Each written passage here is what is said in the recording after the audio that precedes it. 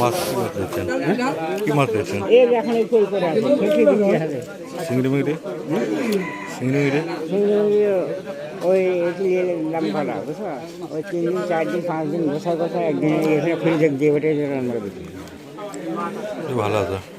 3 দিনকার মাছগুলো উঠতে গেলে বোধ শুনেছো 3 দিনকার মাছগুলো হচ্ছে বলে 5 কেজি 5 কেজি হোক না, তার ধরুন 5 কেজি এই 3 দিনকার মাছ 318 টাকা।